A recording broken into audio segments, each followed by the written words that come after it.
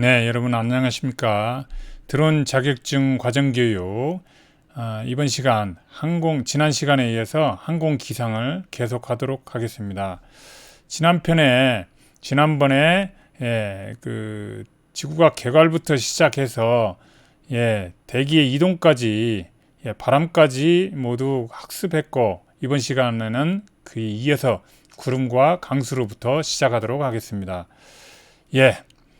구름의 형성 조건이 있죠. 구름이 어떻게 형성되나, 왜 형성되나, 지형적 상승, 대류 상승, 전선선 상승, 복사냉각 이렇게 돼 있죠. 이게 또 무슨 말이야 하실 수 있죠. 일단 먼저 한번 보시도록 하겠습니다. 자, 단열 팽창이라는 게 있습니다. 단열 팽창이라고 하는 거는 모두 다 아시는 거예요. 말이 그냥 어려워서 그렇지. 자, 공기덩어리가 여기 있어요. 그럼 위로 상승해요. 그럼 찍어 누르는 게 적잖아요.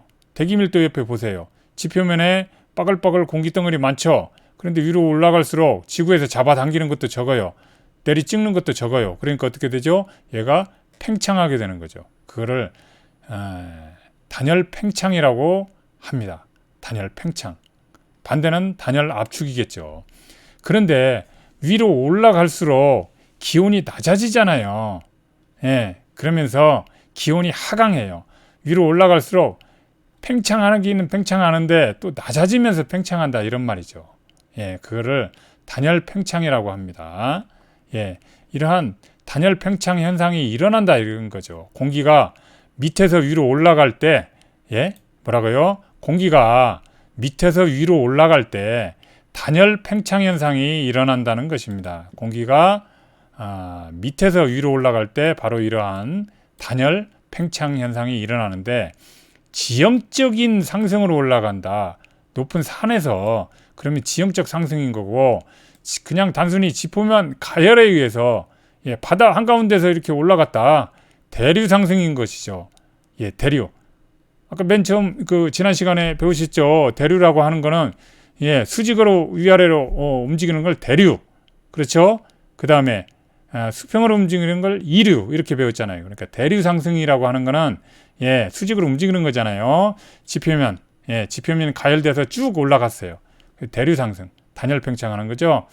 지형적 상승은 높은 산, 이런 때 단열 팽창이 있는 것입니다. 자, 다음으로 전선성 상승이 있죠. 덥고 가벼운 기단, 차고 무거운 기단 이런 게 만날 때 이렇게 구름, 대기가 상승하고 그러면서 구름이 만들어진다. 전선성 상승에 대해서는 계속 뒤에 나옵니다. 그리고 복사냉각이 있죠. 이거는 지금 알아두셔야 되고요. 야간에 지표면이 냉각되죠. 밤 되니까 기온이 낮아지잖아요. 그래서 따뜻한 공기, 습기도 많이 머금고 있어요. 우리 옆에 저수지 많잖아요. 여기서 따뜻한 공기 머금고 있었는데 밤에 기온이 갑자기 낮아졌어요. 그러면 안개가 생기잖아요. 복사냉각인 것이죠.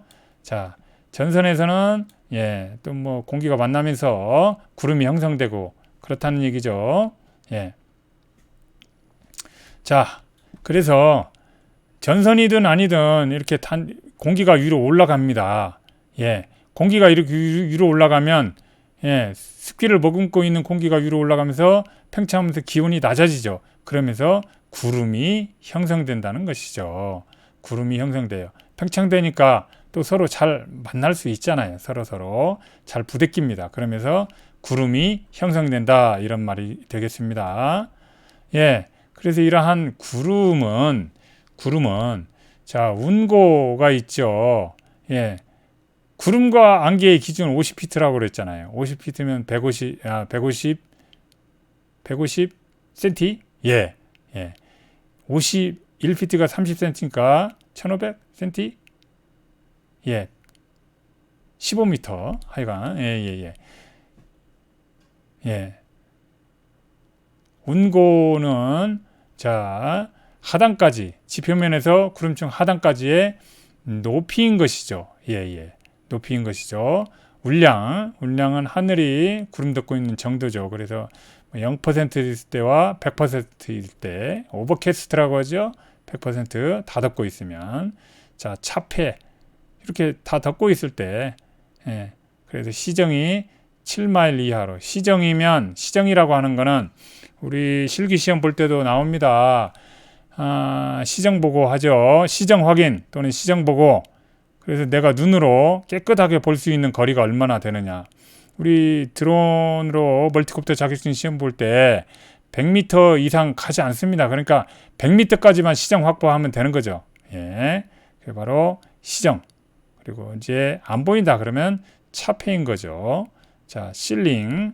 자, 브로큰이나 위에 나와 있는 브로큰이나 오버캐스트 이렇게 돼 있으면 실링이라고 합니다. 위가 안 보인다. 하늘이 안 보인다 그러면 실링이라고 하죠. 브로큰 또는 오버캐스트로요. 자, 이제 구름의 분류가 나옵니다. 이거는 뭐 다 외우실 필요는 없고요. 여기서 외우실 거는 정난운 그리고 난층운 이 정도를 외우셔야 됩니다. 다른 구름은 그냥 눈으로 익혀만 두세요. 이런 구름들이 있구나. 이런 구름들이 있구나. 이 두 가지가 왜 중요하느냐. 비를 내리는 구름이기 때문에 중요한 것입니다. 비를 내리는 구름. 비를 내리는 구름은 정난운, 난층운. 자, 정난운은 언제 생기느냐. 차가운 공기가 따뜻한 공기를 이렇게 밀치고 올라갈 때 이렇게 공기층이 형성되죠.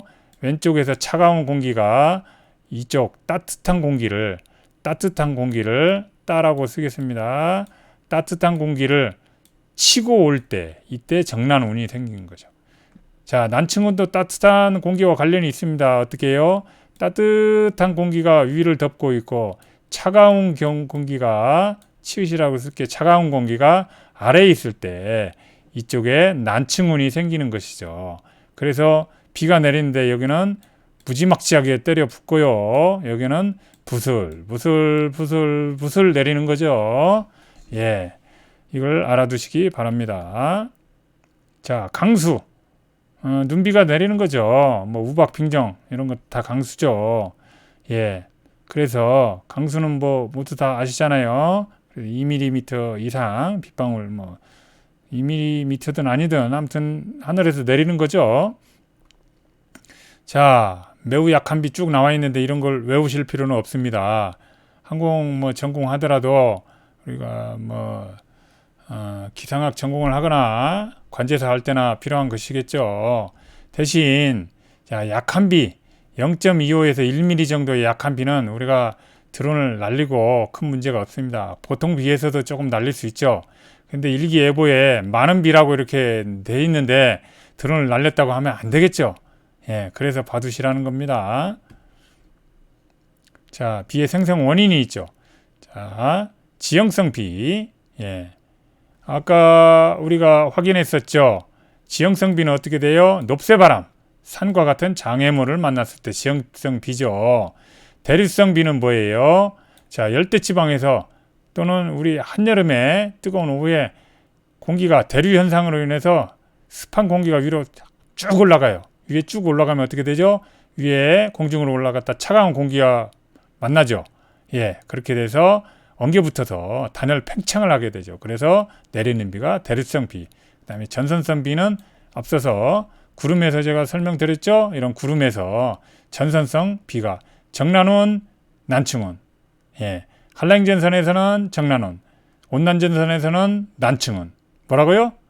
예, 한랭전선에서는 정난운, 온난전선에서는 난층운. 예, 이런 게 바로 전선성 비가 되겠습니다.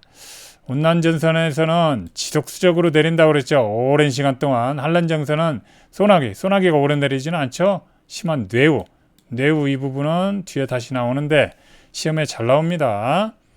자, 강수와 수막 이런 것들은 우리가 그렇게 알아둘 필요는 없겠습니다. 물론 항공 전공하는 친구들은 잘 알아둬야 되겠죠. 다만 대기 현상에 의한 착시, 지형 착시 이런 부분은 좀 알아둬야 되겠죠.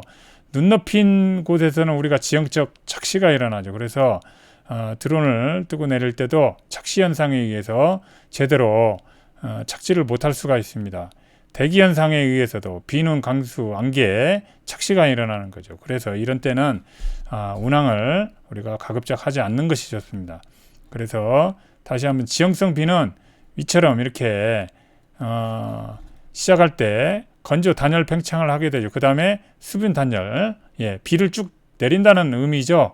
그래서 지형성 강우가 일어나죠. 산과 만났을 때. 그리고 밑으로 내려올 때는 고온 건조하게 되죠. 산과 바람이 산과 이렇게 만났어요. 습한 공기를 머금은 공기가 산을 만났을 때 지형성 강우가 내린다. 그 다음에 대류성 비는 이런 거죠. 따뜻한 공기가 위로 쭉쭉 올라가서 찬 공기를 만나게 된 거죠. 이렇게. 그래서 내리는 게 바로 대류성 비가 되는 거죠. 다음으로 뭐죠? 전선성 비가 있죠. 전선성 비. 전선성 비는 바로 이러한 것을 전선성 비라고 합니다. 앞에서 설명드렸죠? 따뜻한 공기, 찬 공기가 만날 때 전선성 비가 생기는 것입니다. 자, 그래서 다시 한번 또 나오죠. 정난운과 난층운이 있죠. 정난운은 어디 생겨요? 한랭전선에 생깁니다. 난층운은 어디 생겨요? 온난전선에 생깁니다.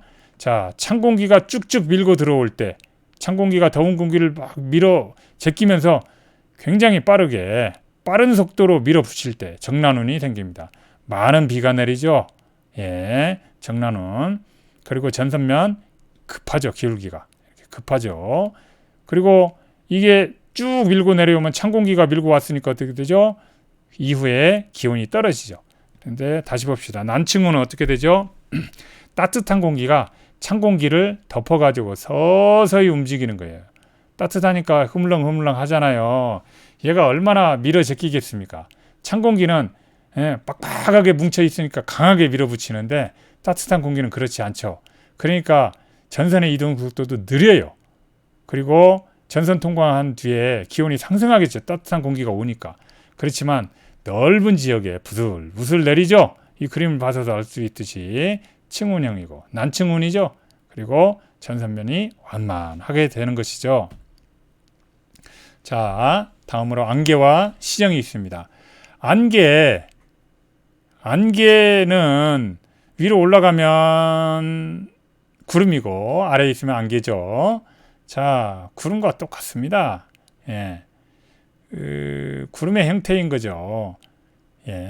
뭐 여기 나와 있는 거 다 외우실 필요 없는데 복사한개, 이루한개, 활성한개 이 정도로 알아두시기 바랍니다.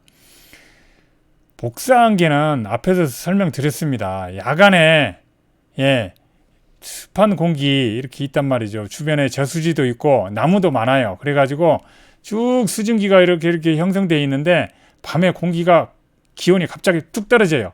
그러면 그게 안개로 형성되죠. 우리 괴산 지역에서 여름에 복사한개 자주 형성됩니다. 겨울에도 형성되지만 그게 바로 복사한개인 거죠. 밤에 야간에 기온이 떨어지니까 생성된 거. 이류안개는 이류가 뭐죠? 수평으로 이동하는 걸 이류라고 그러잖아요. 공기가 어디로부터요? 바다로부터 수평으로 이동해서 생기는 게 바로 이류안개입니다. 해풍이 언제 불죠? 밤에 불죠. 그래서 밤에 습한 공기가 차가운 이 육지로 왔어요. 그리고 아침부터 안개가 자욱하게 껴져 있습니다. 이게 바로 해무고 이류안개입니다. 시험에 가끔 나옵니다. 이류안개. 그 다음에 활성안개. 우리 괴산 지역에서 잘 보죠. 산 따라서 밑에 저수지 있는데 산 따라서 쭉 올라가다가 생기는 게 활성안개. 그 다음에 비 올 때 생기는 게 강수안개. 자, 스팀안개는 우리가 잘 볼 수 없습니다. 자, 한랭한 공기가 차가운 공기가 습한 곳으로 이렇게 불어왔어요. 그럴 때 생기는 게 스팀안개고 비행기를 운항하는 사람들은 악시정을 유발해서 조심해야 되는데 우리 드론 쪽과는 큰 관계는 없습니다. 그리고 얼음안개 뭐 이런 것도 있다는 거 그냥 알아두시고 복사, 이류, 활성, 강수안개를 안개를 기억해 두시기 바랍니다. 자, 시정. 시정도 중요한데요. 시정은 바로 아까 말씀드렸죠. 우리가 볼 수 있는 거리, 깨끗하게 볼 수 있는 가시거리, 그게 바로 시정입니다. 그래서 드론을 날릴 때 반드시 시정 보고를 해야 되는 것입니다. 시정 보고, 100m 정방, 시계 확보, 이렇게 하면 시정 보고를 하게 되는 것이죠. 좌우 다 시정 보고를 해야 되는데, 수직 시정은 수직으로 보는 거죠. 우리가 드론을 높이 날릴 일이 없으니까 수직 시정은 보고할 일이 없겠죠. 우시정이라고 하는 거는 오른쪽 시정이 아니고요. 최소한 180도, 우리 눈으로 우리가 180도 이상을 볼 수 있잖아요. 그런데 우리가 딱 봐서 180도 이상의 수평 반원으로 봤을 때 가장 멀리 100m까지 확보할 수 있다. 그러면 우시정 100m, 200m까지 확보할 수 있다. 그러면 우시정 200m 이런 거죠. 오른쪽이 아니고요. 자, 황사는 모두 다 아시죠? 황사는 넘어가도록 하겠습니다. 연무는 안개가 아니고, 자, 공기 중에 미세한 소금 입자 때문에 발생하는 게 바로 연무인 것이죠. 건조한 입자가 이렇게 건조한 입자하고 미세한 소금 입자가 만나가지고 우리 눈을 시정을 방해하는 것, 이게 바로 연무입니다. 연무도 가끔 시험에 나오죠. 자, 스모그 모두 아시죠? 연기와 안개가 만나는 거. 자, 다음으로 기단과 전선, 시험에 잘 나옵니다. 기단과 전선. 기단이라고 하는 거는 거대한 공기 덩어리죠. 공기의 단체, 기단. 그래서 수증기량이 동일하게 분포하고 그 기단 내에서는 성질이 비슷한 거죠. 그게 바로 기단인 거죠. 자, 위도 기준은 적도 기단, 열도 기단, 이렇게 보시면 절대로 이해할 수가 없겠죠. 그래서 다음 화면을 보시고, 자, 이걸 보십시다. 여기를 보면 다 모두 이해가 갑니다. 중고등학교 때 배웠어요. 시베리아 기단, 위에서 한랭 건조하죠. 시베리아에서 습기 없잖아요. 그러니까 겨울에 한랭 건조한 시베리아 기단, 한대 기단이기도 한데 대륙성 한랭 기단이죠. 대륙성 한랭 기단, 시베리아 기단입니다. 자, 그거는 바로 위도 기준인 거죠. 자, 그 다음으로 한랭 다수반 오호츠크의 기단, 늦봄과 초여름. 아까 우리 높새바람 설명하면서 얘기했었죠. 늦봄과 초여름에 높새바람이 부는데 한랭 다수반 오호츠크의 기단, 이게 바로 무슨 기단이에요? 해양성 한랭 기단인 거죠. 습해요. 해양성이니까 습한데 추워요. 저온 다습한 거죠. 매우 한랭. 고위도죠. 자, 위에 있는 시베리아 기단, 오호츠크의 기단, 고위도. 그런데 시베리아는 한겨울에 불죠. 그리고 한랭 건조합니다. 그런데 오호츠크의 기단은 한랭하긴 한데 위에서 보니까 한랭하긴 한데 다 습합니다. 늦봄 초여름에 불죠.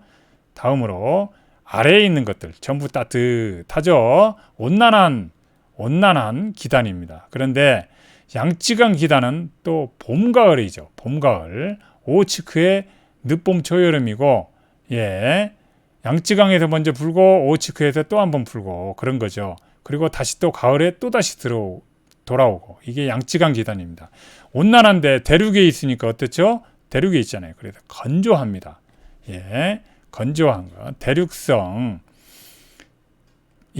대륙성 열대 기단입니다. 무덥죠. 대신 고온이지만 건조한 것입니다. 자, 근데 이 두 기단은 적도 기단과 북태평양 기단, 한여름이죠. 한여름에는 적도 기단과 북태평양 기단, 태풍도 몰고 오고 심한 비도 몰고 오죠. 이런 것들이 바로 어떤 기단이에요? 해양성 열대기단과 적도기단인 것이죠. 해양성 열대기단, 북태평양 기단이고, 적도기단, 적도기단 말 그대로 적도에서 발생하죠. 자, 모두 다 아시는 거죠? 적도기단, 고온다습하고 여름에 태풍 불죠. 북태평양 기단, 여름에 불고 고온다습, 태풍 불어옵니다. 자, 여름 태풍은 주로 우리가 필리핀 이쪽에서 발원하죠. 태풍이 불어올 때, 자, 적도기단입니다. 북태평양 기단은 주로 많은 비를 장마로 연결시키시면 되고, 태풍과 연결되는 것은 적도기단입니다. 다시 한번요. 적도기단. 태풍과 연결되는 기단이 바로 적도기단이죠. 태풍도 비를 많이 뿌리죠. 그런데 장마와 연결된 건 바로 북태평양 기단이 되겠습니다. 예. 전선, 아까 말씀드렸죠. 이러한 기단들이 서로 부딪혀요. 어떻게 해요? 양쯔강 기단과 오츠크의 기단이 서로 늦봄, 봄 이러면서 서로 부딪히겠죠. 그럼 어떻게 돼요? 비가 내리는 거죠. 온난한 기운이 이렇게 밀고 들어와요. 오츠크의 기단이 또 밀고 들어와요. 그러면 자, 한랭한 게 봄에 먼저 양쯔강 기단이 먼저 도착했어요. 그럴 때 건조해요. 그런데 한량한 늦봄 초여름에 오츠크의 기단이 몰려와요. 그러면 어떻게 되죠? 따뜻한 게 위로 덮으니까 완만하게 해서 층운이 발생하게 되죠. 그러면서 넓은 지역에서 비를 뿌리게 되는 것입니다. 그런데 이 한랭한 바람, 건조한 기단이 그대로 있어요. 양쯔강 기단에 영향이 있어서 이렇게 있는데 북태평양 기단이 몰고 와요. 그럼 어떻게 되죠? 일단은 전선성 강우가 생기죠. 그래서 어떤 쪽에서는 심하게 비가 내리고 어떤 쪽에서는 완만하게 비가 내리고 하는 것이죠. 그게 바로 전선이고 전선성 기단이 생기는 것입니다. 자, 아까 말씀드린 대로 찬 공기가 밀고 들어와요. 그러면 따뜻한 공기가 이렇게 위로 덮어 씌우면서 급격한 비가 내리죠. 밑에 여기 나와 있죠? 오른쪽 밑에도 있고요. 찬 공기 쪽에서는 굉장한 비가 내립니다. 그렇지만 따뜻한 공기가 위로 덮고 있는 완만한 기단이 있죠. 온난전선 쪽에서는 넓은 지역에서 비가 내리는 것이죠. 이 밑에 난층운, 고층운에서도 일부 비가 내릴 수 있지만 주로 난층운 지역에서 비가 내리게 되는 것입니다. 앞선 이 부분은 모두 다 아는 것들입니다. 전선에서는 현저한 기상 변화가 발생하죠.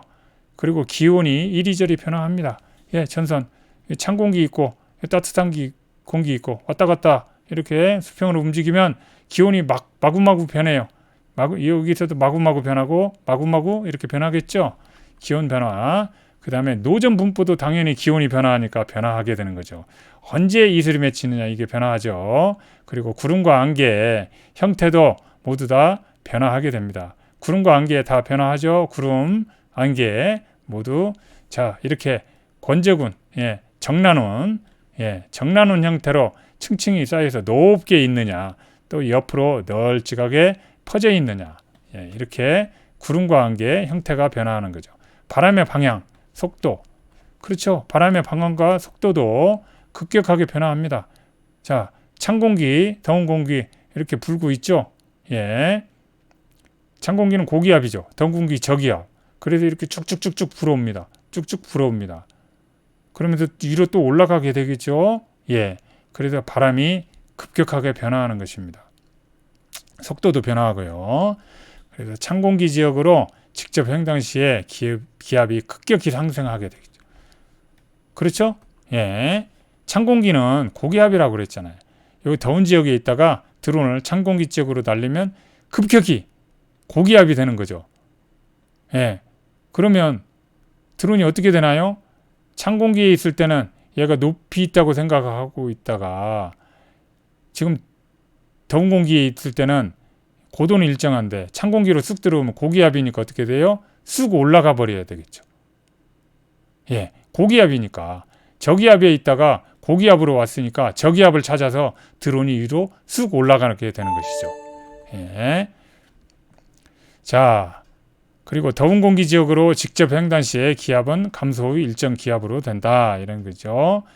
더운 공기 지역으로 이동하게 되면 여기 고기압에서 더운 공기 이쪽으로 가게 되면 저기압이 된다 이런 얘기죠. 자, 넘어가도록 하겠습니다. 자, 그리고 기타 기상 요소 여기에서는 반드시 알아두셔야 될 부분은 착빙입니다. 착빙은 반드시 시험에 나옵니다. 한 문제 이상.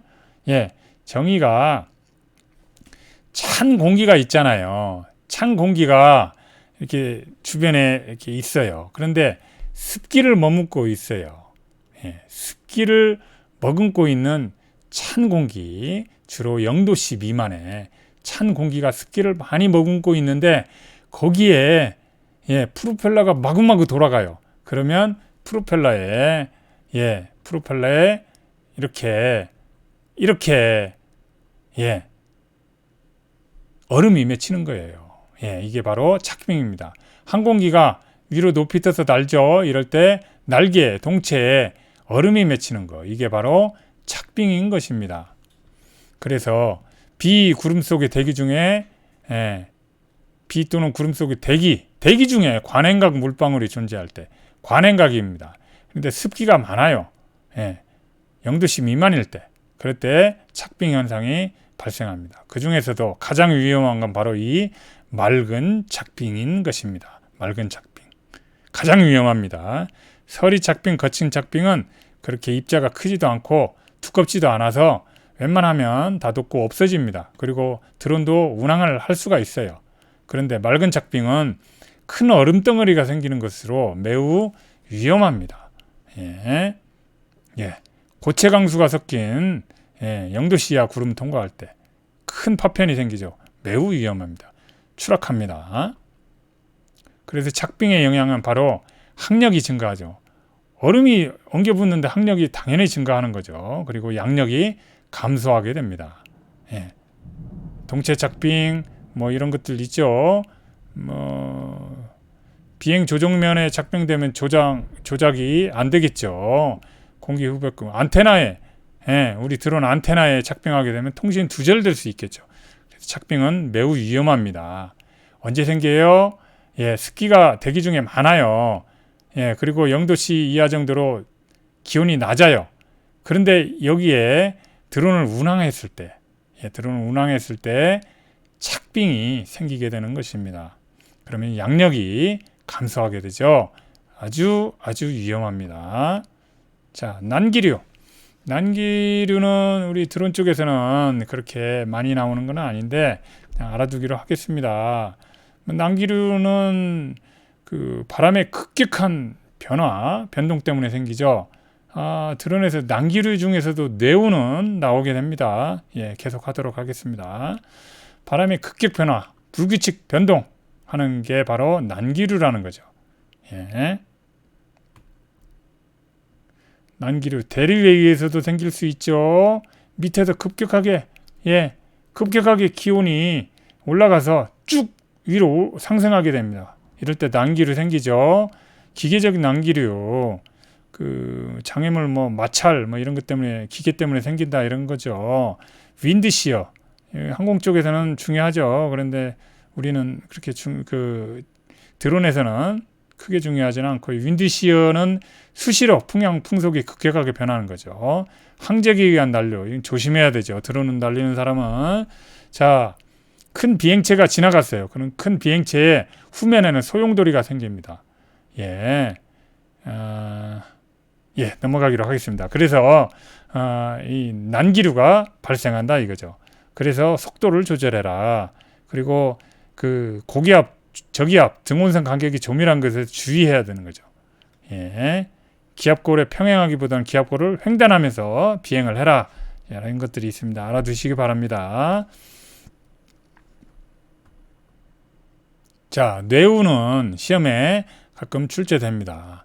그래서 뇌우는 적운, 정난운, 국지적인 폭풍우, 알아두시기 바랍니다. 그래서 뇌우잖아요. 번개, 바람, 비, 바람보다는 비죠. 번개와 비, 뇌우잖아요. 그래서 강한 돌풍이 생기고 바람, 그 다음에 심한 난류, 아까 난기류가 생긴다 했죠. 그리고 번개가 치고 폭풍우가 생긴다. 그래서 여기서는 심한 착빙이 생길 수 있다. 착빙이 또 나오죠. 네오는 중요합니다. 자, 불안정한 대기가 불안정해요. 기온 역전 현상이 생기면 대기가 불안정하죠. 이럴 때 생길 수도 있습니다. 자, 상승작용. 쭉쭉쭉쭉 올라가요. 상승이 매우 활발하게 일어나요. 그리고 습도도 높고 쭉쭉쭉쭉 상승작용 하다가 위에서 갑자기 찬 공기를 만나니까 이때 구름이 크게 형성되죠. 그러면서 불안정하니까 더욱더 자꾸 올라갑니다. 그러면서 뇌우가 생기는 거죠. 이런 게 전선성 뇌우가 있는 거죠. 예, 전선성 뇌우가 있고 또 기단뇌우. 기단뇌우는 예, 뒤에 다시 또 보겠습니다. 스콜선 뇌우죠.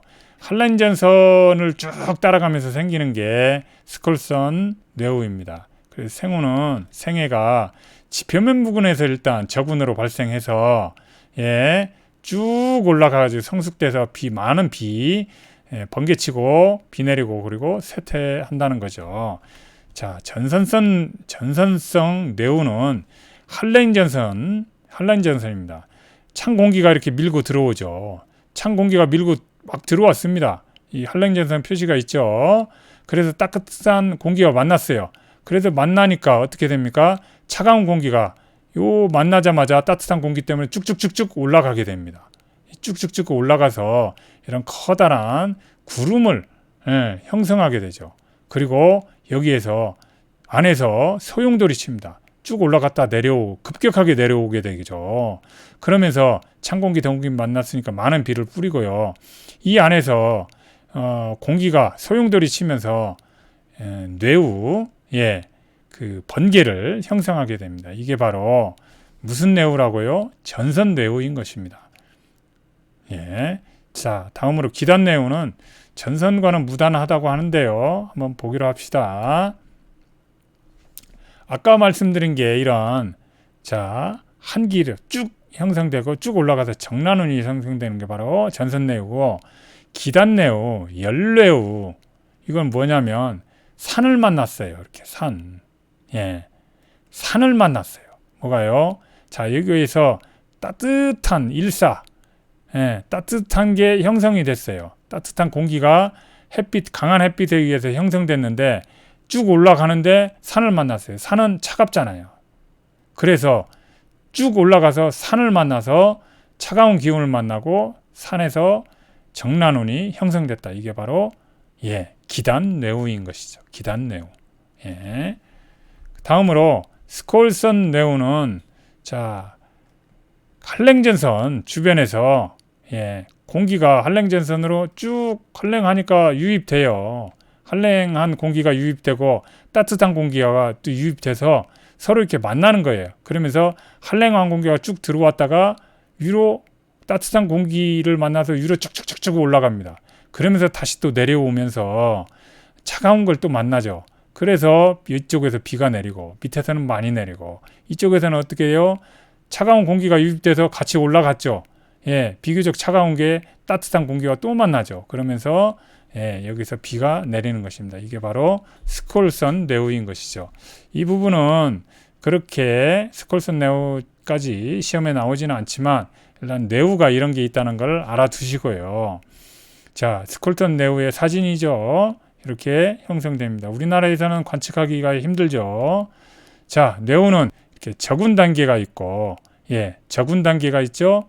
이렇게 조금씩 내릴 때는 비가 안 오죠. 비가 안 옵니다.